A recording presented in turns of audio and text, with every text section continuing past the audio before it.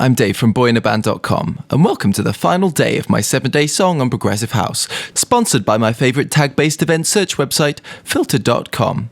Seems sad to see these sponsored messages come to an end. How about we play the audio branding once more, just for old time's sake?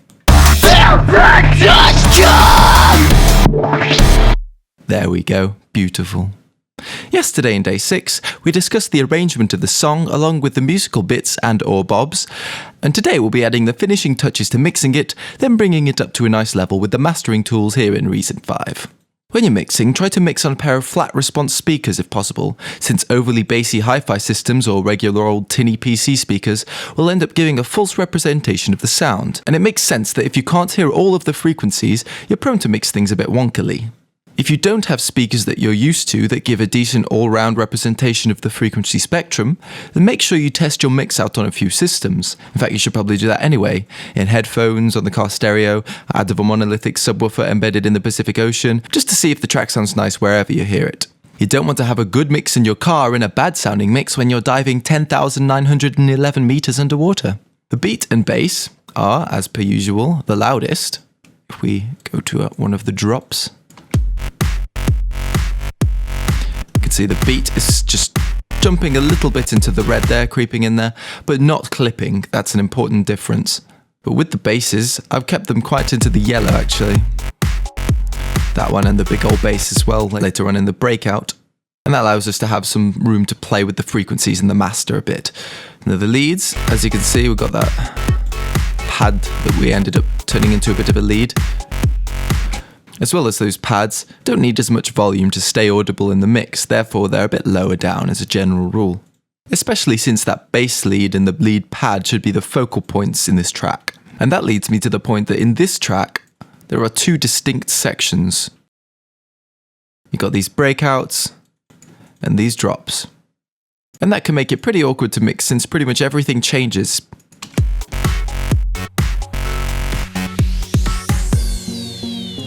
So you've got none of those instruments from the drop in those breakouts. Now one technique you can use to make your drops hit harder is to have the breakouts mixed a little bit quieter than the drops in the first place, so when that bass hits you really feel it. Now the effects can be a bit awkward, since reverses need to be nice and loud, but you don't want the cymbals swamping the track, so feel free to change some of the levels in the mixer within this effects combinator here. Now the other thing to think about is stereo space. If you have two sounds that live in a similar frequency, try widening one so it's able to sit in the mixer either side of the other sound. You can do this with chorus or just duplicate the sound and pan it like we did with our bass. Now it helps to have slight differences between the panned sounds as well, just to add width.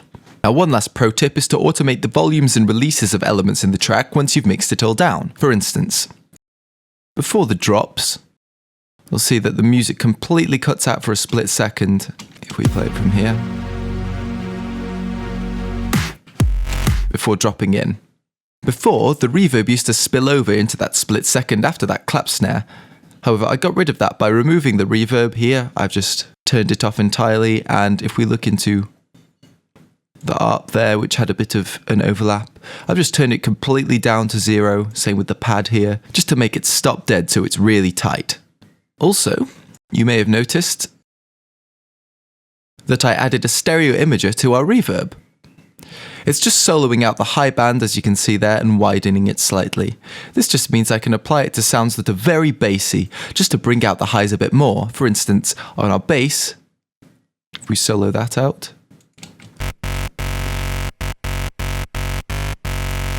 we can see we've got a tiny amount on there.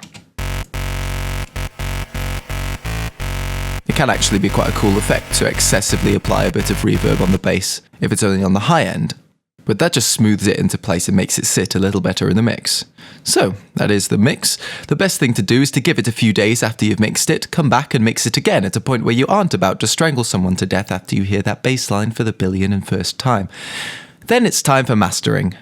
I've got another mastering suite than I had before, as you can see, which is on 4-band parallel compression mode, which is just brilliant for bringing up the overall level of 4 different frequency bands. Now have a listen before.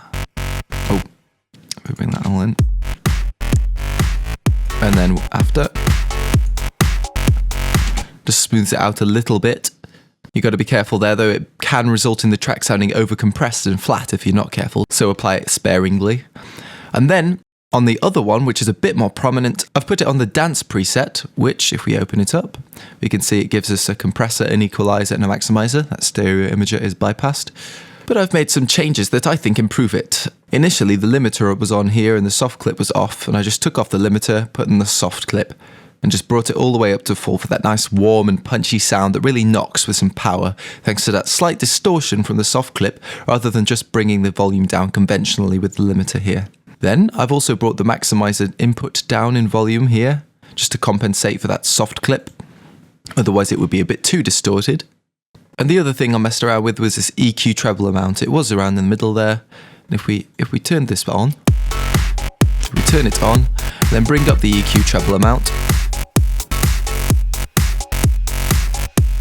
you can hear how that really brightens the sound. Now, if you're worried about the lack of dynamic range, for instance, the punchiness of the kick drum, don't have the master gain so high. The song will be quieter, but when you boost the volume of the system to a comparable volume, it'll feel 10 times punchier.